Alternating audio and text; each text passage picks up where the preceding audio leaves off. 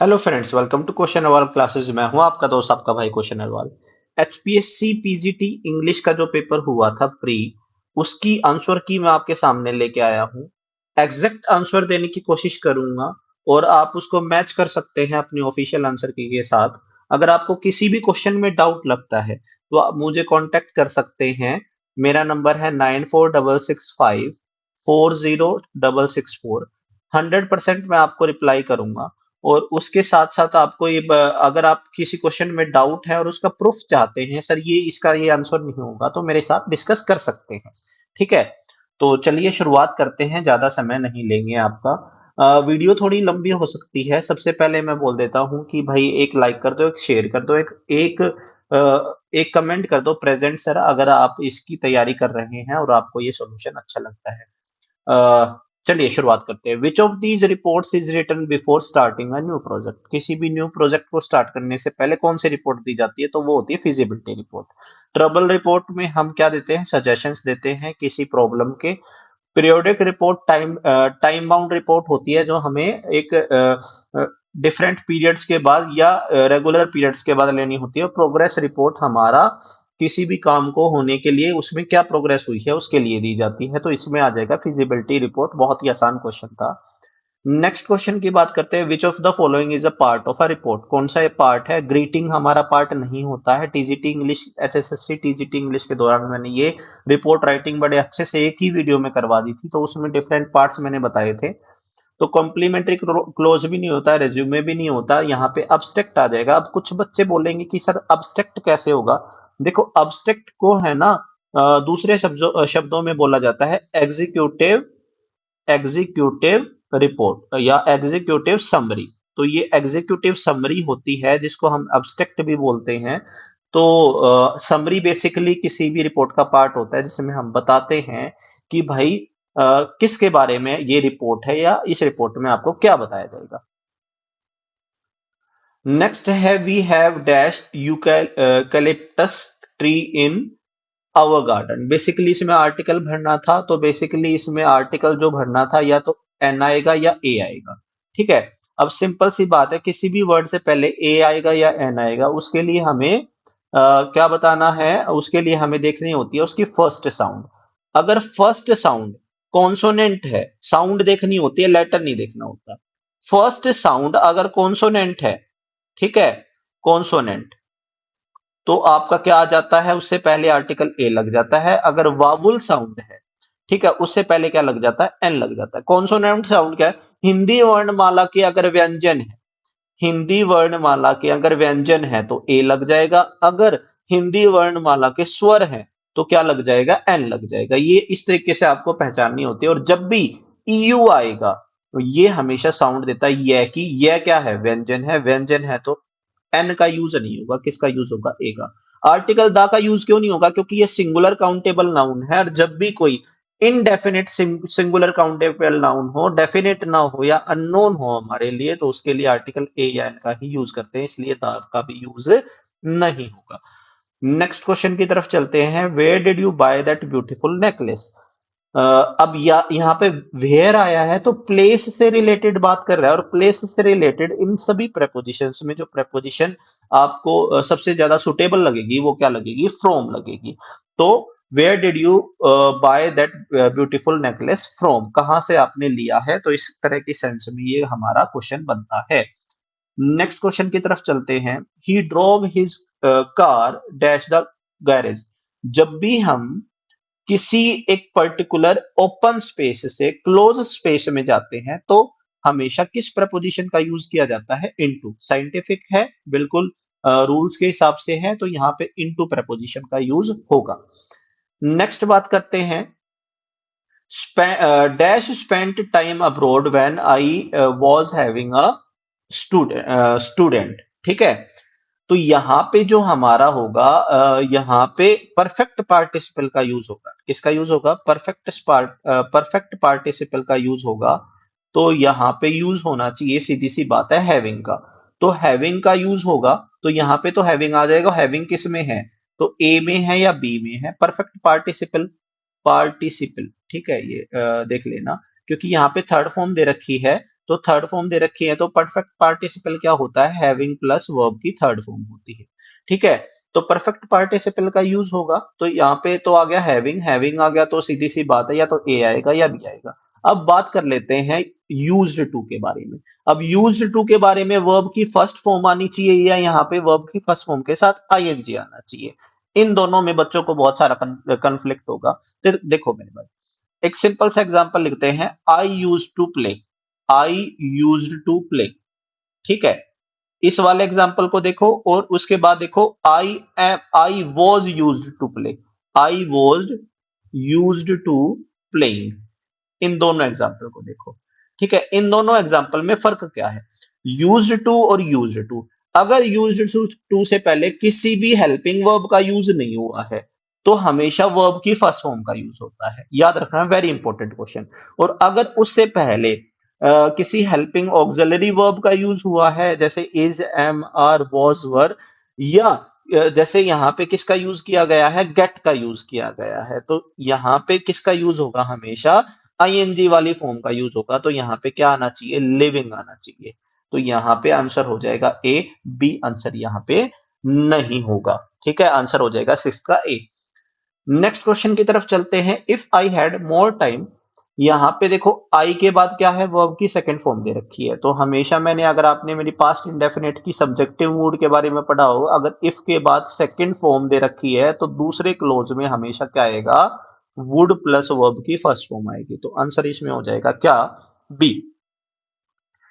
This house is, अब basically इसमें देखो दो अगर साइमल्टेनियस पैरेलल एक्शन दे रखे हैं तो दोनों में हमारा कैसा डिग्री आनी चाहिए, हमेशा दोनों में आपकी कंपैरेटिव डिग्री आनी चाहिए। Higher you go cooler you feel, the cooler you feel. इसी तरह यहाँ पे दोनों पैरेलल हैं, पैरेलल एक्शन दे रखे हैं, तो यहाँ पे कंपैरेटिव डिग्री आएगी। और कंपैरेटिव डिग्री देखो, मोर बिग नाम की कोई चीज नहीं होती, बिगर होता है, मोर बिग नाम की चीज नहीं होती। तो ए भी नहीं आएगा और डी भी नहीं आएगा। अब यहां पे रह गया सी और बी, बिगर दे रखा है और एक्सपेंसिव दे रखा है, ये तो होगी कंपैरेटिव डिग्री और ये होगी आपकी पॉजिटिव डिग्री, तो ये ऑप्शन नहीं आएगा। तो दोनों में कंपैरेटिव डिग्री आना चाहिए, बिगर एंड मोर एक्सपेंसिव। ये पहले से कंपैरिजन कर रहा है, दोनों पैरेलल एक्शन है, साथ साथ चल रहे हैं, साथ साथ बढ़ रहे हैं या साथ साथ घट रहे हैं, तो दोनों में कंपैरेटिव डिग्री का यूज होता है। ट्रिकी इंग्लिश में जाके आप ये रूल पढ़ सकते हो। ठीक है, चलिए आगे देखते हैं, I wouldn't say that to him if I. अब यहां पे इफ के बाद याद रखना, जब भी इफ आ जाए और इफ के बाद सब्जेक्ट दे रखा है और उसके बाद आपको सब्जेक्टिव मूड लगाना होता है, यानी कि यहाँ पे हमेशा इमेजिनेशन दिखाने के लिए किसका यूज किया जाता है, वर का यूज किया जाता है। आप कभी भी इज, एम, आर का यूज नहीं कर सकते हो, वॉज का यूज नहीं कर सकते हो। I wouldn't say that to him, मैं ऐसा नहीं बोलता अगर मैं तुम होता, यानी कि यहाँ पे इमेजिनेशन की जा रही है। इफ के बाद सब्जेक्ट आई आया है, यहाँ पे आपको अगर बी की फॉर्म भरनी है तो सिर्फ क्या भरनी है, वर। चाहे आपका कोई सा भी सब्जेक्ट हो, कोई सा भी केस हो, आपको हमेशा वर प्रपोजिशन का ही यूज करना है। नेक्स्ट क्वेश्चन की तरफ चलते हैं। सिंपल सा क्वेश्चन है, यस्टरडे आया है, यस्टरडे आया है तो पास्ट फॉर्म आएगी, पास्ट फॉर्म में इंटेरोगेटिव स्ट्रक्चर है, तो सीधी सी बात है, did plus subject plus first form of verb आएगी। जिसमें भी ये दे रखा है वही हमारा क्या है, राइट आंसर है। तो ये ऐसा किस में दे रखा है, बी ऑप्शन में दे रखा। बहुत ही आसान क्वेश्चन था, देखो ग्रामेटिकल जो पार्ट था ना वो बहुत ही आसान था आपका पीजीटी के लेवल के हिसाब से। कुछ क्वेश्चंस जो हैं अच्छे थे आपके लिटरेचर के हिसाब से, और बहुत मुश्किल जो पार्ट आपका कह सकते हैं वो था मिसलेनियस पार्ट। सब्जेक्टिव पार्ट इतना ज्यादा मुश्किल नहीं था।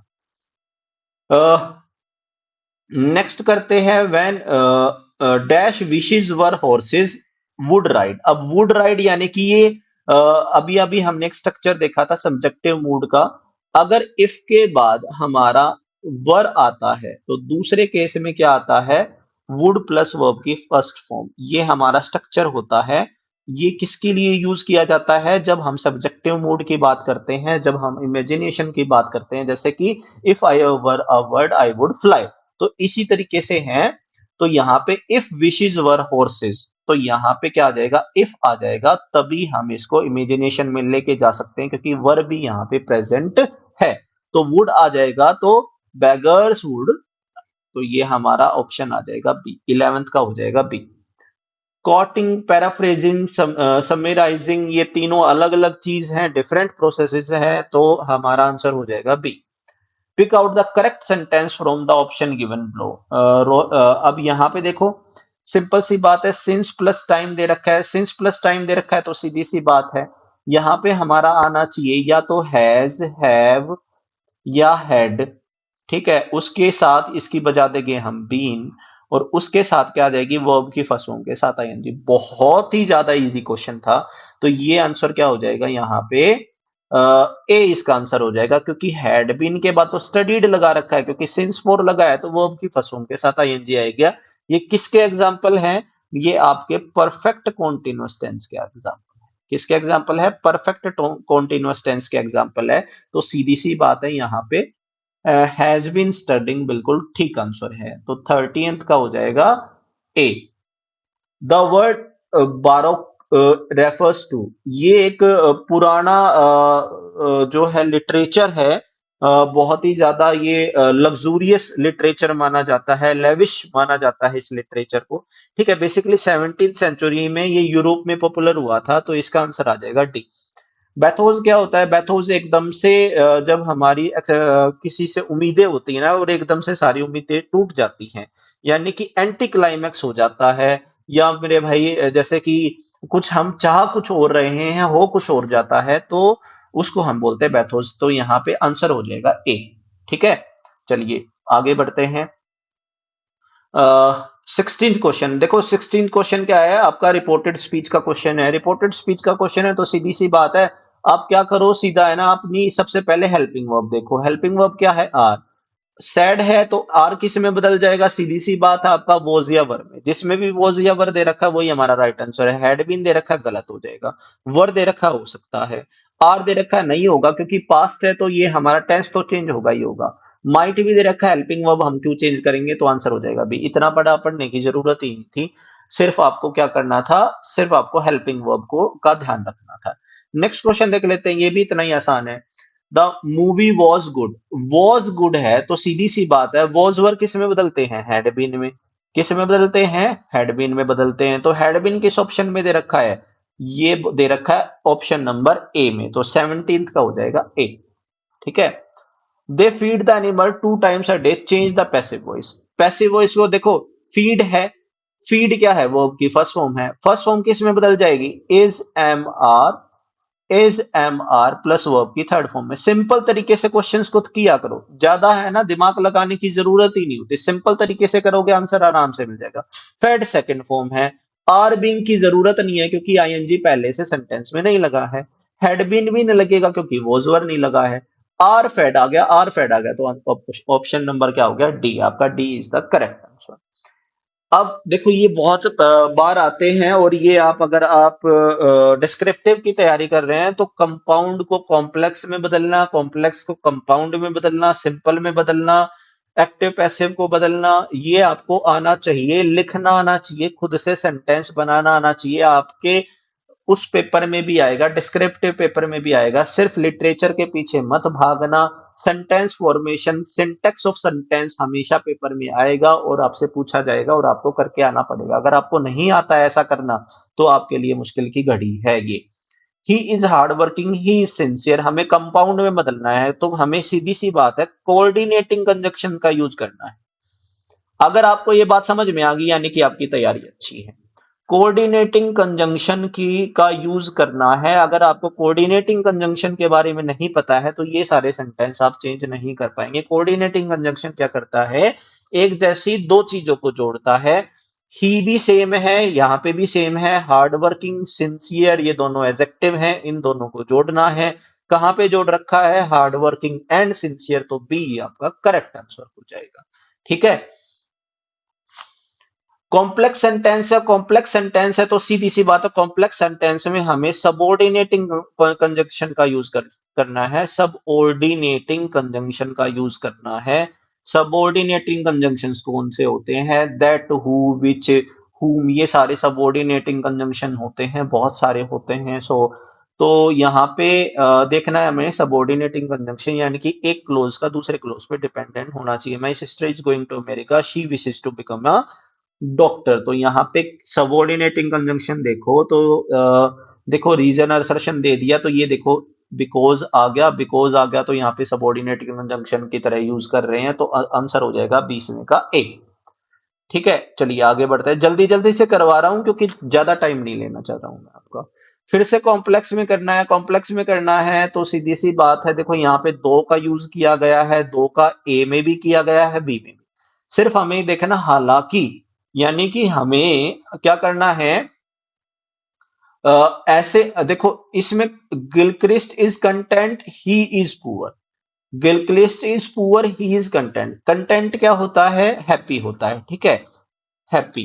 अब यहां पे बच्चे कंफ्यूज कैसे हो गए होंगे, दो दो का मतलब होता है हालांकि, यानी कि हमें दो का यूज उस क्लोज से पहले करना है जो नेगेटिविटी को शो करता है, उसके बाद यानी कि दो के बाद नेगेटिविटी को शो करके हम दूसरे सेंटेंस में पॉजिटिविटी दिखा सकते हैं। तो यहाँ पे गिलक्रिस्ट इज पुअर ये नेगेटिव बात है, ही इज कंटेंट ये पॉजिटिव बात है, तो B is the correct answer, A is the incorrect answer. Next में देखो सिंपल सी बात है, कोऑर्डिनेट सबऑर्डिनेट कंजक्शन आपको आते हैं तो आपको इजीली आपका ये काम हो जाएगा। अगर आप बोलोगे कि आप सर ये कॉम्प्लेक्स सेंटेंस को चेंज करना बता दो और ये इस तरह के सेंटेंसेस आप हमारे डिस्क्रिप्टिव में मदद कर दो कैसे लिखते हैं, तो मैं आपको करवा दूंगा, लेकिन आपको बोलना पड़ेगा, ऐसा नहीं है कि मेरे भाई अपने आप से बहुत सारा काम हो जाता है, ठीक है। The teacher can help in him in passing examination, convert this declarative sentence, यानी कि ये सिंपल सेंटेंस है, इंफॉर्मेटिव सेंटेंस है, डिक्लेरेटिव असर्टिव सेंटेंस भी आपको बोलते हैं, असर्टिव सेंटेंस को ही डिक्लेरेटिव सेंटेंस बोला जाता है अगर किसी बच्चे को नहीं पता है। इंटेरोगेटिव सेंटेंस में चेंज करना है, बेसिकली हमें उसमें चेंज करना है कि इसका सेंस ना बदले। तो सिंपल सी बात है, कैन मॉडल का यूज हुआ है, कैन ही मॉडल का यूज करना है, बाकी इसमें बाकी ऑप्शंस बिल्कुल भी ठीक नहीं है, आसपास भी नहीं है, ए इज द करेक्ट आंसर। बहुत ही आसान क्वेश्चन था। नेक्स्ट, आपका जो है इंटेरोगेटिव सेंटेंस बनाना है, क्या करके अंडरलाइन वर्ड की जगह हमें डब्ल्यू एच वर्ड का यूज करना है, इंटेरोगेटिव प्रोनाउन का यूज करना है। अब इंग्लिश पे दे रखा है, अब टीचीज के बाद इंग्लिश लगा है, तो टीचीज के बाद हमारा क्या लगा हुआ है, ऑब्जेक्ट लगा हुआ है। और ऑब्जेक्ट जो होता है, अगर आपने मेरी इंट्रोडक्टरी वीडियोस देखी हैं, आपको मैंने अच्छे से समझा रखा रखा है, ऑब्जेक्ट दो ही चीजों का आंसर होता है, या तो वट का या हुम का। हुम जब पर्सन के बारे में बात कर रहा हो, वट पर्सन को छोड़कर सारी चीजों के लिए वट का यूज किया जाता है। तो यानी कि इंग्लिश के लिए हम किसका यूज करेंगे, वट का यूज करेंगे। सिंपल सा हमारा स्ट्रक्चर हो जाएगा, what does she teach to poor students of Bansawadi. ठीक है, और बाकी ऑप्शंस को देखें तो हु आ गया, हु पर्सन के लिए यूज होता है, वेयर प्लेस के लिए यूज होता है, वाई रीजन के लिए यूज होता है, तो बाकी चीजें भी बहुत ही ज्यादा आसान थी, आसान सा क्वेश्चन था। नेक्स्ट क्वेश्चन की तरफ चलते हैं, which of the following is a negative question used for confirmation of something that you believe to be. ठीक है, आपको ये बताना है कि आप सच मानते हैं उस चीज को, आपको कंफर्मेशन उसकी देनी है।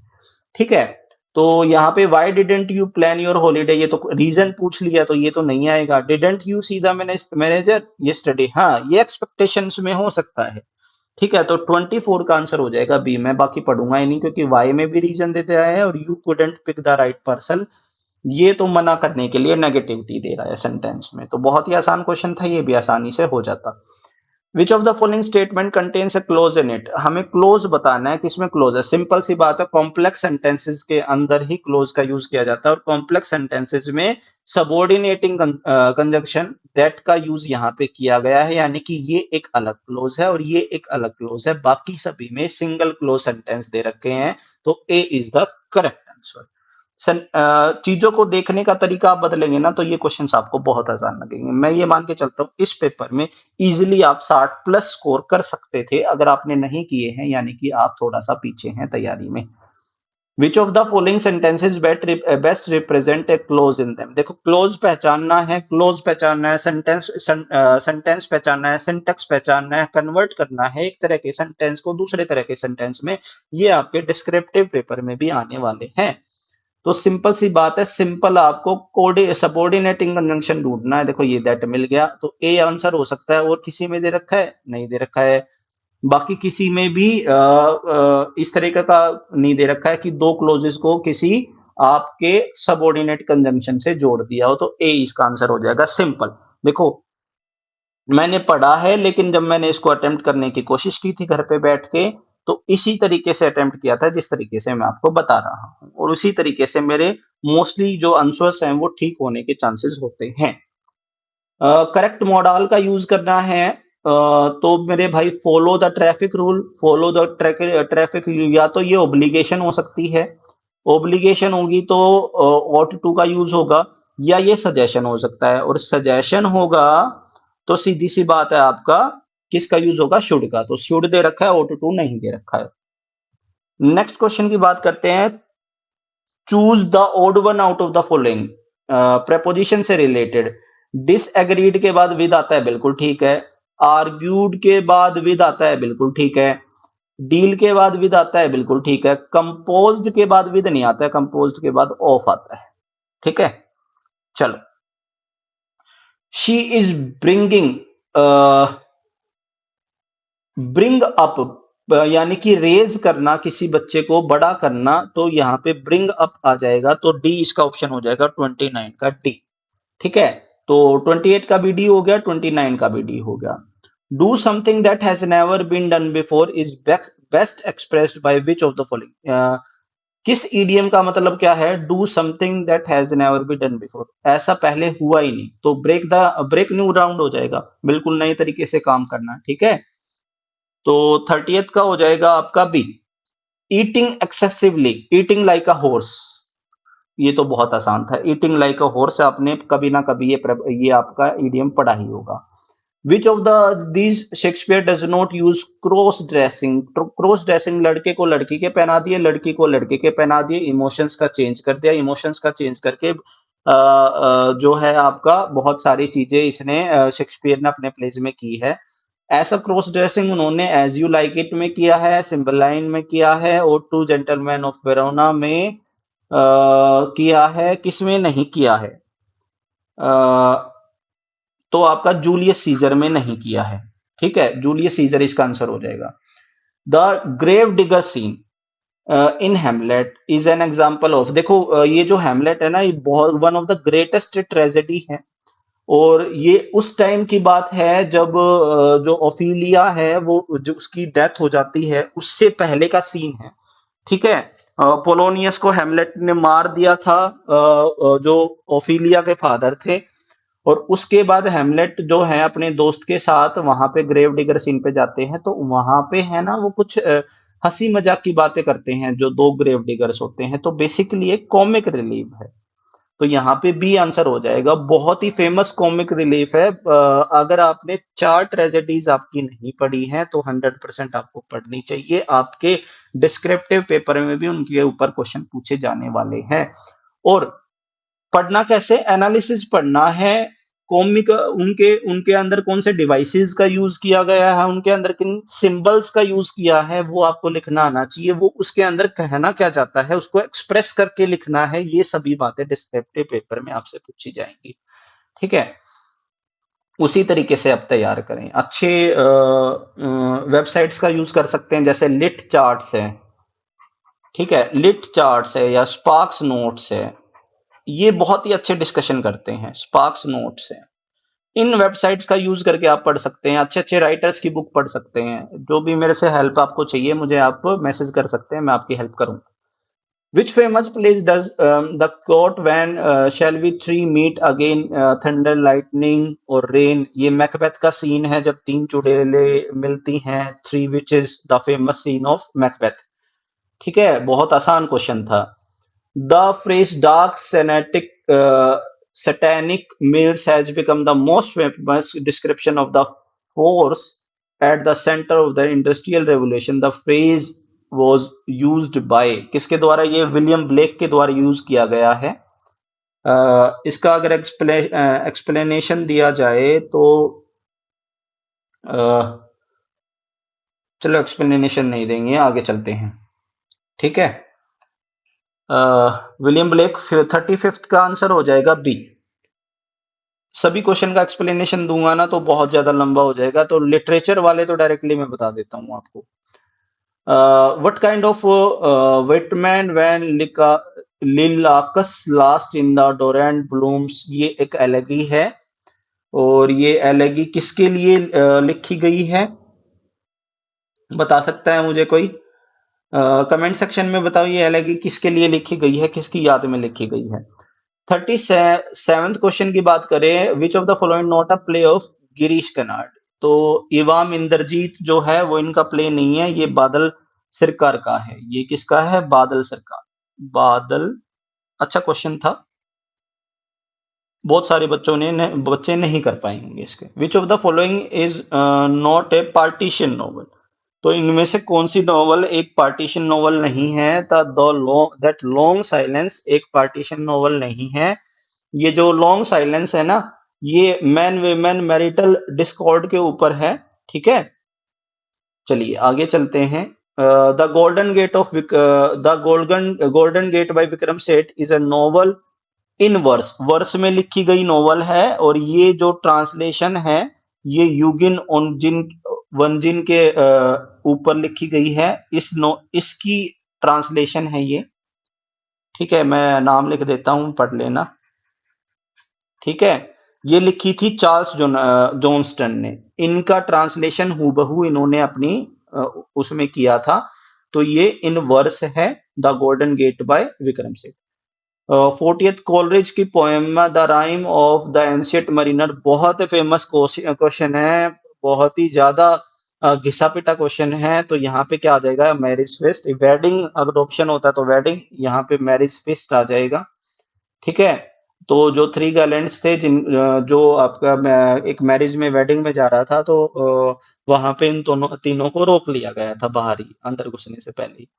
विच format story was written by Khushwant Singh. इनकी सभी स्टोरीज आपको शॉर्ट स्टोरीज पढ़नी थी, कौन कौन सी आप इन्होंने लिखी है। तो इसका हो जाएगा the portrait of a lady.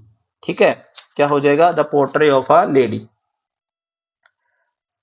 चलिए आगे बात करते हैं। Who is the narrator here of Salman Rushdie's novel midnight's children. बहुत ही फेमस है ये। तो इसमें कौन है? सलीम सिनाई इसके नरेटर हीरो थे।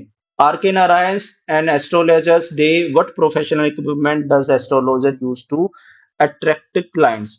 तो क्या क्या यूज करता था वो? तो वो cowries, shells, chart, palmyras writing, इस तरह की चीजें यूज करता था। तो काउरी शेल्स आ जाएगा इसका। 44th क्वेश्चन की तरफ चलते हैं। Published in 1938 the short story the old man at the bridge by Ernest Hemingway is set against the backdrop of. ये था आपका स्पेनिश सिविलियन वॉर। उसी दौरान इन्होंने ये लिखी थी, उसके बारे में ही लिखी थी मतलब। ला बैले डैम सेंस मर्सी, बहुत इम्पोर्ट, बहुत ही ज्यादा फेमस, बहुत ही ज्यादा आने वाली, मेरे पेपर में भी आया था। ये है एक बैलेट। मुझे बताओ किसके द्वारा लिखी गई थी ये, या मैं बता देता हूं अभी। ये लिखी गई थी जॉन कीट्स के द्वारा, बहुत ही ज्यादा फेमस है। पैसेज जो है वो बेसिकली आपका जो है ह्यूमन लाइफ के ऊपर है, कैसे जो लाइफ है वो एग्जिस्ट करती है हमारी बॉडी के अंदर। तो उसके डायरेक्टली मैं आंसर्स लगा देता हूं यहाँ पे। 46 का हो जाएगा। ह्यूमन के अंदर जो कैपेबिलिटीज जो बिल्ड हुई हैं वो किसके कारण हुई हैं? 46 का हो जाएगा A, creation of more complex organic compound. The earth initially was made up of a few inorganic elements if we agree with। तो ये बिग बैंग थ्योरी हो जाएगा। 47th का हो जाएगा बी। सिनोनियम ऑफ साइमल्टेनियसली बहुत आसान था, D concurrently. 14th oxygenation and decarbonization are two words that can be used for. किसके लिए यूज किए जाते हैं? Breathing life into man. तो इसका 49th का हो जाएगा बी। और 50th क्वेश्चन का आंसर हो जाएगा ए। ठीक है, चलिए आगे बढ़ते हैं। हाफ पेपर आपका हो चुका है। अब ये लेटर दे रखा है, अगर आपने मेरी टेस्ट सीरीज की है तो इस तरह के टेस्ट सीरीज के अंदर मैंने क्वेश्चन दे रखे हैं। एक लेटर मैं दे देता हूं टेस्ट सीरीज के अंदर, उसके ऊपर जो 5 क्वेश्चन हम बनाते हैं। बेसिकली ये मारिया लकोव को लिखी गई है। सेंटर ऑफ एक्सीलेंस है मेन स्ट्रीट किचनर में, नवंबर 15 2020। ये यानी कि सेंडर है, और ये क्या है? रिसीवर है। और ये बेसिकली है ना सेंटर ऑफ एक्सीलेंस से भेजी गई है, तो इसके आंसर्स देख लेते हैं, आप इसको पढ़ लेना, आपको आसानी से समझ में आ जाएगा। एड्रेसी कौन है? एड्रेसी है मिस मारिया लकाउ। तो यहाँ पे 51 का बी हो जाएगा, 51 का बी। योर्स के बाद हम किसका यूज करेंगे? देखो यहाँ पे वार्मली का यूज नहीं करेंगे, अफेक्शनेटली का हम यूज नहीं करेंगे, क्योंकि हम ये पर्सनल लेटर में करते हैं। ओबीडियंटली हम सीनियर को लिखते हैं, तो यहाँ नहीं करेंगे, तो सिंसियरली यहाँ पे आ जाएगा। George Philip is from centre of excellence, पहले शुरुआत में ही दे रखा है। एंटोनियम ऑफ सुपीरियर क्या हो जाएगा? बैड हो जाएगा। सिनोनियम ऑफ अपकमिंग क्या हो जाएगा? इमिनेंट हो जाएगा। ठीक है, इमिनेंट हो। इमानेंट क्या होता है? इमानेंट होता है एग्जिस्टिंग। इमानेंट होता है एग्जिस्टिंग, एग्जिस्टिंग। ठीक है, या इनहेरेंट हम बोल सकते हैं, पहले से ही जो मौजूद है। ये रॉबर्ट लॉरेंस बिनॉयन की एक पोम दे रखी है। इस पोम के ऊपर हम इसको एक बार मैंने अच्छे से पढ़ लिया था, तो सिर्फ मैं आंसर बताने वाला हूँ, नहीं तो वीडियो बहुत लंबी हो जाएगी। मिया का हो जाएगा यहाँ पे लैंड। इस लाइन को हम ध्यान से देखेंगे। Beautifully dies the year, silence leaps upon the mere, यानी कि बेसिकली ये लैंड के बारे में बात कर रहा है, तो 56 का हो जाएगा डी। 56 का हो जाएगा डी। एंड 57 का why the beaches soon be bare, क्योंकि ऑटम के बारे में है, ऑटम विल कम, तो यहाँ पे 57 का हो जाएगा B.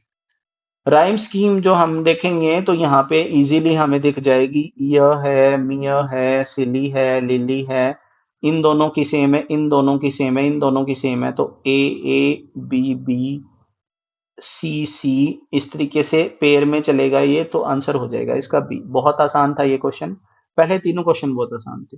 Silence स्लीप्स upon the mayor, यहाँ पे जो है साइलेंस स्लीप्स, यानी कि साइलेंस है वो एक पर्सन का काम कर रही है, तो यहाँ पे क्या आ जाएगा? पर्सोनिफिकेशन आ जाएगा। बहुत ही आसान क्वेश्चन था। अगर ये आपने गलत किया है तो मेरे भाई क्या कह सकते हैं फिर। I wish some days that I remember could glide me from me this fair November. In this line, poet wishes for. देखो, I wish some days that I remember could glide from me, यानी कि मेरे से चली जाए, glide from me, तो यहाँ पे forgetfulness के बारे में बात कर रहा है, वो भूलना चाह रहा है कुछ। ठीक है, इसके क्वेश्चंस का आंसर देख लेते हैं। 61 का हो जाएगा coolest thing about butterfly, butterfly eggs. तो कूलेस्ट थिंग जो है वो क्या है?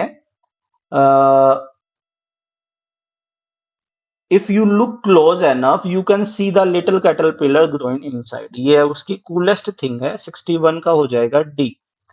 ठीक है, ये मैंने पढ़ लिया था और पढ़ के ही मैं आपको दे रहा हूं ये answer.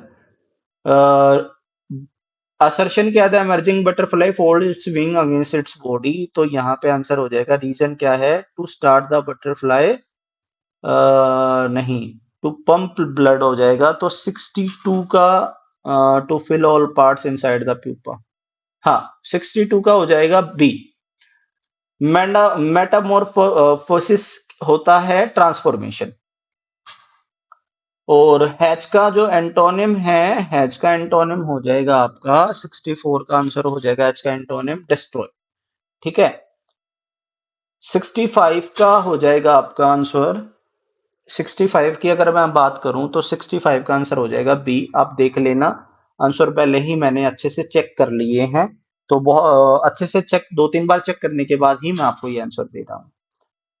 Choose the poem written by Shelley on death of Keats, तो एडोनियस उन्होंने लिखी थी, बहुत इंपॉर्टेंट है, बहुत बार पेपर में आती है। ठीक है, चलिए नेक्स्ट क्वेश्चन की तरफ चलते हैं। फ्रेंच रेवोल्यूशन बिगन इन 1789 में शुरू हुआ था, 1799 में खत्म हुआ था। एम आई राइट और एम आई राइट? हाँ बिल्कुल ठीक हूं मैं। Sonnet 99, Shakespeare compares the sweetness and loveliness of his love's breath and complexion to, तो यहाँ पे उन्होंने वॉयलेट से कंपैरिजन किया है। अगर मैं इसकी लाइन भी आपको बता सकता हूँ अभी। The forward violet thus did I chide sweet thief whence didst thou steal thy sweet that smells. तो मेरे भाई थोड़ा डीप क्वेश्चन था, आपने अच्छे से किया है तो बहुत अच्छी बात है, नहीं तो मेरे ख्याल में बच्चों ने छोड़ दिया होगा ये। The concept of dissociation of sensibility signifies, यहाँ पे क्या हो जाएगा, disjunction of intellect and emotion हो जाएगा। 69 का जो आंसर हो जाएगा वो हो जाएगा आपका सी। 69 का आंसर हो जाएगा सी। First 17 sonnet, Shakespeare implores the fair youth to marry and beget children so that। ये आसान क्वेश्चन था क्योंकि ये समरी में भी आप पढ़ोगे ना, सिर्फ समरी, तो वहां से भी आपको पता चलता है कि वो क्यों करना चाहता था, क्यों शादी करके बच्चे पैदा करना चाहता है। मतलब पहली जो 17 सोनेट उनमें फेयर यूथ के बारे में क्या बोला है कि भाई तुम you love and you breed. तो यहाँ पे वो अपना जो है ना अपनी जो आइडेंटिटी है वो वर्ड से लॉस्ट ना हो जाए, इसलिए वो ऐसा करना चाहता है। तो 70th का हो जाएगा A. Viola is an intelligent articulate attractive character found in twelfth night. बहुत आसान था ये भी क्वेश्चन, अगर आपने सारे करेक्टर्स पढ़े हैं शेक्सपियर के प्लेज के तो ये इजी है, बहुत फेमस प्ले है twelfth night. Great spirits now on earth are sojourning was told by. 72 का आंसर हो जाएगा आपका A, John Keats. Which phrase in to skylark. देखो मैंने सबका एक्सप्लेनेशन लिख के रखा है, लेकिन क्या है सबका एक्सप्लेनेशन अगर मैं देने जाऊंगा तो बहुत बड़ी वीडियो हो जाएगी। मैं सिर्फ आपको आंसर बता रहा हूँ, आपको किसी क्वेश्चन में डाउट है तो आप मेरे से डिस्कस कर सकते हैं। I have provided you my number, ठीक है। Which phrases in to a skylark portrays the speaker's conviction that pain and languor is alien to the skylark। तो यहाँ पे हो जाएगा love sad satiety। तो ये बहुत अच्छी पोम है ये, आप इसको पढ़ सकते हैं। 74th की तरफ देखते हैं। The faculty by which an individual is enabled overlapping is an overlap the limit of his own neural emotive ideology absorption and identity himself with the thought and feeling of other men। तो इसको बोलते हैं sympathetic imagination। और ये दिया था Jane Austen और Adam Smith ने। मैं लिख भी देता हूं, ये दी थी theory Jane Austen, Jane Austen and Adam Smith, ठीक है, एडम स्मिथ, ठीक है। Because I could not stop for death he kindly stop for me.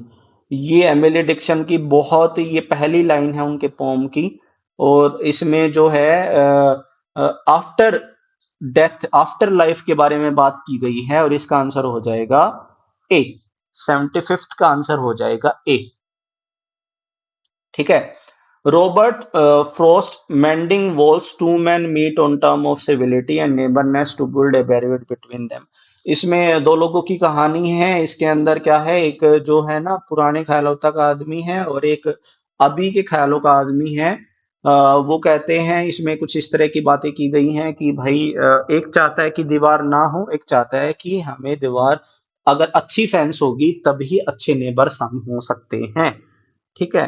तो यहाँ पे सिसफियन सी इसका आंसर हो जाएगा, ठीक है। चलिए, what a woman they broke the mode when they made her you know that Biff this dialogue appear in. ये आया था Arthur Arthur Miller's death of a salesman. बहुत ही ज्यादा अच्छा क्वेश्चन था भाई, ठीक है, मुझे देखना पड़ा। टी.एस. इलियट्स मर्डर इन कैथेड्रल। अच्छा, इसका मैं डायरेक्टली आंसर बता देता हूँ। इसका आंसर हो जाएगा इनर रेजिग्नेशन। यहाँ पे जब है ना वो मजबूर हो जाती हैं फीमेल्स जो सारी की सारी पॉवर्टी में और डेस्टिट्यूशन में, तो वहां पे वो बेसिकली है ना सरेंडर कर देती हैं हालात के आगे। तो इस तरह की इसकी स्टोरी है, तो उसको देख लेना आप। The archaic untouched by modern life of Aryan community is portrayed in। यहाँ पे आंसर हो जाएगा 79th का। 79th का आंसर हो जाएगा B, James Synge writer of the sea. 79th का आंसर हो जाएगा बी, ठीक है। I can smell violence in the air like the lash of coming lead, mass hatred drifting grey across the moon। These lines taken from K.N. Daruwala's rumination। Next बात करते हैं, थोड़ा math के question solve करवा देता हूँ मैं आपको जल्दी जल्दी। देखो, difference between second and third year interest are certain at a certain sum 8%। Compound interest आपका दे रखा है, ये आपका इंटरेस्ट का डिफरेंस है। तो बेसिकली क्या है, अगर मैं 3 ईयर की बात करूं तो फॉर्मूला क्या होता है, अमाउंट का फॉर्मूला क्या होता है। अ, अगर मैं 2 ईयर के फॉर्मूले की बात करूं तो क्या हो जाएगा, प्रिंसिपल हो जाएगा। तो 1+r/100, ठीक है। और उस ऊपर होता है एन, ये आपका होता है फॉर्मूला आपके कंपाउंड इंटरेस्ट का। ये अमाउंट हो गया, ये प्रिंसिपल हो गया। सिंपल आपको क्या करना था, आपको करना था सिर्फ इतना कि प्रिंसिपल आपने यूं का यूं रखा 1+, तो ये 8 हो गया बटे में 100 पावर 3 माइनस, क्योंकि 3 साल के लिए था। अगर इन दोनों में से अगर आपको 3 साल का दो, 3 साल के में से 2 साल का घटा देंगे ना तो इजीली ये निकल के आ जाएगा। यहाँ पे 1+8/100 हो गया, ठीक है। इसकी पावर होगी 2, और सामने आपने इंटरेस्ट लिखा 32659.20। इसमें कैलकुलेशन थी और कुछ भी नहीं था। अगर आपको ये फॉर्मूला आता है ना, आप इजीली इसको निकाल सकते हो। तो कॉमन ले लिया हमने 108 और 100 का स्क्वेयर, ऊपर नीचे स्क्वेयर हो गया, और अंदर रह गया आपका पी, ठीक है। पी 108/100 -1, ठीक है, ये रह गया और हो गया इसके बराबर। जब आप इस इक्वेशन को सोल्व करोगे तो इक्वेशन को सोल्व करने के बाद यानी कि ये इधर जाके मल्टीप्लाई हो जाएगा। देखो भाई, कैलकुलेशन का क्वेश्चन है, थोड़ा सा बड़ा लगेगा लेकिन सारी चीजें कटती आ जाएंगी, और कटते कटते कटते कटते सोल्व करते करते आपका बी आपका आंसर आ जाएगा। ये भी बहुत ही ज्यादा मुश्किल क्वेश्चन नहीं था। बेसिकली ए ने क्या किया, फॉर एग्जाम्पल ए ने खरीदा 100 रुपए में, इसने बी को बेच दिया, ठीक है। बी को बेच दिया कितने में, 127.5 रुपए में, मान लेते हैं हम इसको, ठीक है। 100 रुपए में खरीदा, 127.5 रुपए में बेच दिया, ठीक है। अब 127.5 रुपए वाले ने क्या किया, 20% इंटरेस्ट के ऊपर इसको बेच दिया, प्रॉफिट के ऊपर बेच दिया, किसको, सी को। ए ने बेचा बी को, बी ने बेचा सी को। ए ने लिया 27% का प्रॉफिट, 100 की चीज 127.5 में बेच दी। बी ने बेचा 20% प्रॉफिट पे, अगर 20% प्रॉफिट लगाएंगे ना, कैलकुलेट करेंगे तो 153 आ जाएगा। तो अगर हम दोनों का देखें तो ए से बी को 27.5% मिला, और अगर इन दोनों को घटाएंगे तो मेरे भाई क्या आ जाएगा, 25.5% आ जाएगा। यानी कि बी ने सी को जब बेचा तो उसको 25.5% का प्रॉफिट हुआ, और ए ने बी को बेचा तो 27.5 का प्रॉफिट हुआ। तो बेसिकली 2% प्रॉफिट ज्यादा हुआ किसको, ए को बी से, और वो किसके बराबर है, 650 के बराबर है। अगर 2% 650 के बराबर है तो 100% किसके बराबर होगा, सिंपल सी बात है, 650/2 गुणा में 100। तो ये आंसर आ जाएगा आपका 32,500। बहुत ही आसान क्वेश्चन था, अगर थोड़ा सा भी दिमाग लगाते, देसी तरीके से, लोकल तरीके से भी करते ना, तब भी ये हो जाता। ऐसा ही क्वेश्चन अगला है, सिर्फ आपको क्वेश्चन को समझने की जरूरत थी कि नीरू और दीप्ति दो लड़कियां हैं, इन्होंने इक्वल अमाउंट ऑफ पैसे घर से लिए। तो नीरू ने क्या किया, 2,500 स्पेंड कर दिए, लेकिन दीप्ति ने 3 से 1/5 टाइम्स इससे पैसे ज्यादा खर्च किए। यानी कि दीप्ति ने कितने किए, 2,500 गुना में 5×3 = 15, 16/5। अगर मैं इसको काटूंगा तो लगभग उसने कितने हजार रुपए खर्च किए, 8,000 रुपए खर्च किए, ठीक है। अब दीप्ति के खरीदने के बाद, फॉर एग्जाम्पल दोनों एक्स रुपए लेके चले थे, दीप्ति ने खर्च कर दिए 8,000 इसमें से, यानी कि उसके पास बचे x - 8,000, किसके पास, दीप्ति के पास। और नीरू ने जो खर्च किए वो कितने किए भाई, मान लो वो भी एक्स लेके चली थी, तो 2,500 रुपए उसने खर्च किए, उसके पास भी इतने रुपए बचे। अब जो दीप्ति के पास पैसे बचे हैं ना, वो 2 सही 5/6 रुपए गुणा में बचे हैं। यानी कि अगर हम इसको सोल्व करेंगे, 6×2 = 12, 17/6 टाइम्स बचे हैं, इक्वल टू, इस इक्वेशन को आप सोल्व करोगे तो आपका आंसर हो जाएगा सी। देखो भाई, जल्दी जल्दी से करवा रहा हूं, समझाने का टाइम नहीं है क्योंकि वीडियो लंबी हो जाती है। इस इक्वेशन को देख लेना, सिंपल सी प्रोसेस थी, ज्यादा इसमें कुछ करने का था नहीं। अगला क्वेश्चन और भी बहुत ज्यादा आसान है, रेशनलाइज करना था। रेशनलाइज कैसे करना था, ए की वैल्यू आ गई √5 + √10 अपॉन में √10 माइनस √5। रेशनलाइज हमने ऊपर कर दिया साइन चेंज करके, तो ऊपर वाला देखें और नीचे वाला देखें तो ऊपर में क्या आ जाएगा, √5 प्लस √10 आ गया, ठीक है, नीचे आ गया 5, ठीक है।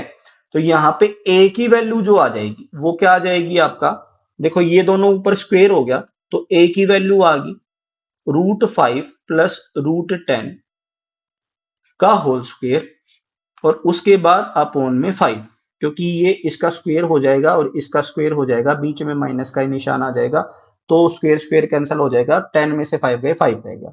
और इसी तरह बी की वैल्यू जो आ जाएगी वो क्या आ जाएगी, √10 माइनस √5 का स्क्वायर अपॉन में 5।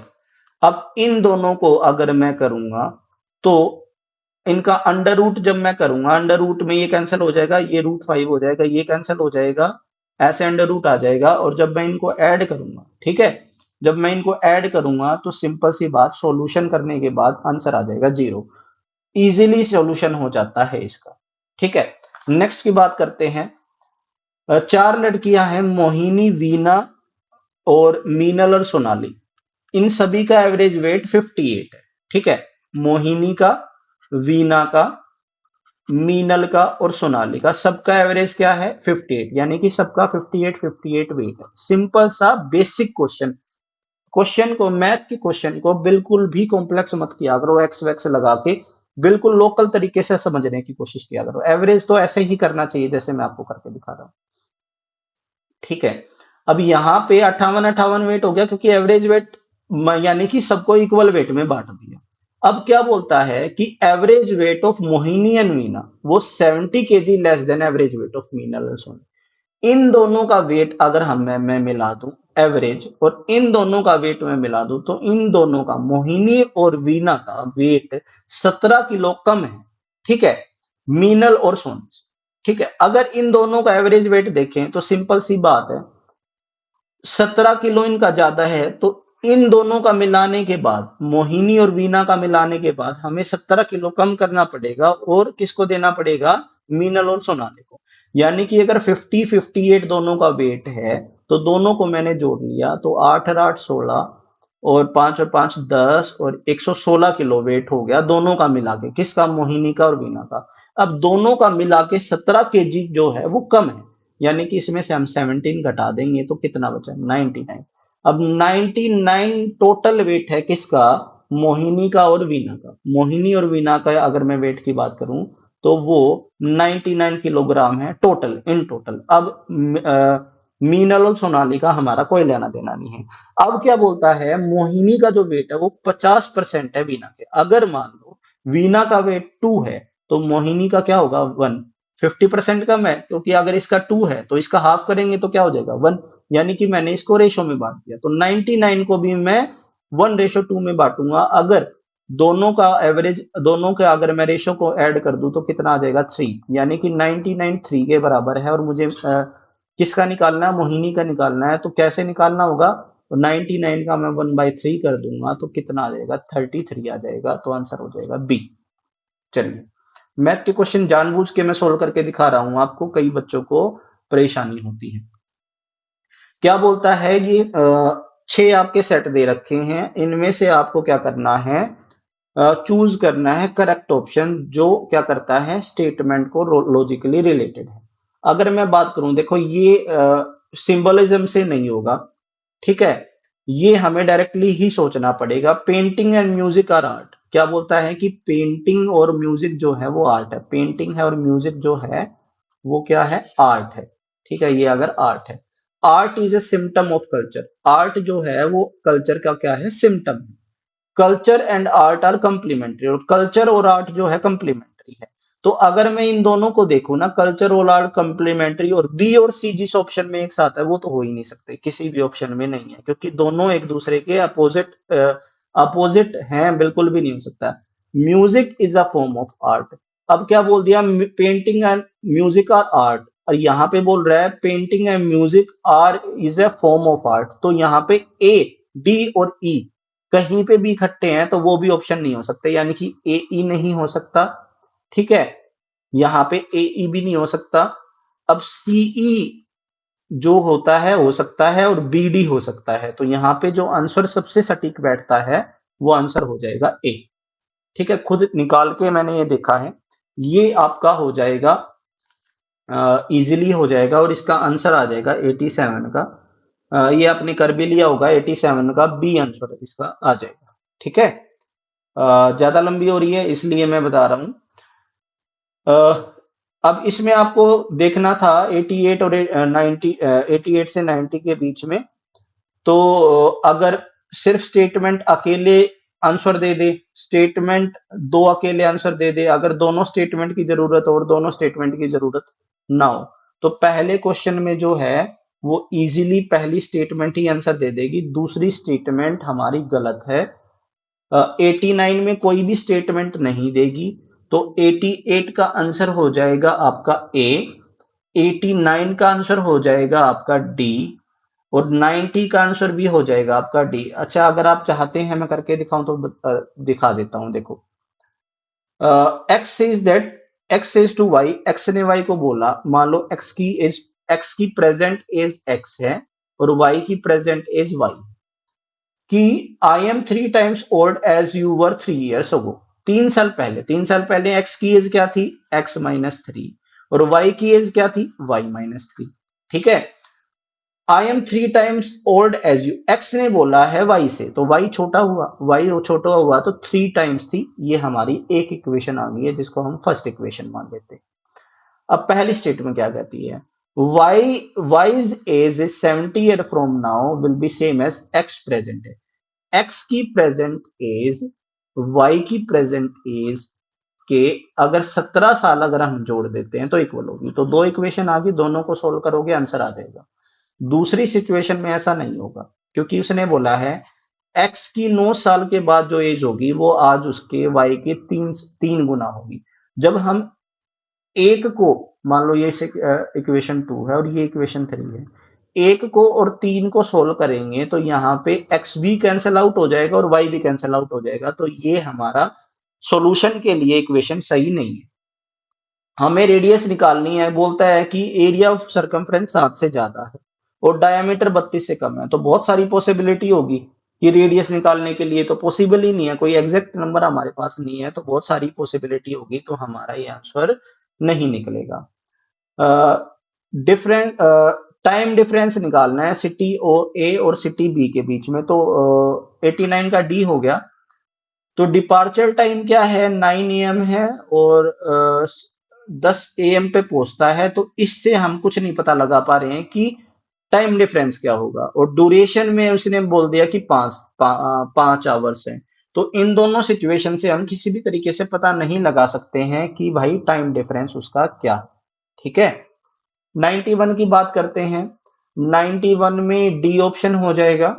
92 की बात करते हैं, 92 में डी ऑप्शन हो जाएगा। 93 की बात करते हैं, अबोर्ड ऑफ लोएंस किसको बोला जाता है, नारनोल को बोला जाता है, इजी क्वेश्चन था, ये तो बहुत बार पढ़ा है हमने। कपाल मोचन, ये एक मेला लगता है, सोमासर तीर्थ भी बोलते हैं इसको, सोमसर तीर्थ बोलते हैं, यहाँ पे हिंदू और पंजाबी जो सिख हैं वो इकट्ठा मिलकर मेला बनाते हैं। अच्छा, जो आपका मुस्लिम संत था जिसने गुरु गोविंद सिंह की हेल्प की थी, अ, साधुवारा ये जगह है, वहां पे उसने पाया जाता था। 96, ये आपके क्वेश्चंस का डायरेक्टली मैं आंसर लगा देता हूँ यहाँ पे, 96 का जो हो जाएगा वो बी हो जाएगा, 97 का जो हो जाएगा वो सी हो जाएगा, और 98 का हो जाएगा वो ए हो जाएगा, 99 का हो जाएगा वो हो जाएगा बी, और 100 का हो जाएगा ये हो जाएगा ए। तो आपको किसी भी की में किसी भी क्वेश्चन में कोई डाउट लगता है, या आपका कोई डाउट है, या आप ऑब्जेक्शन लगाना चाहते हैं, आंसर की से अलग है अगर कोई आंसर, तो आप मुझे कांटेक्ट कर सकते हो। और आज के लिए इतना ही। Have a nice day and take care.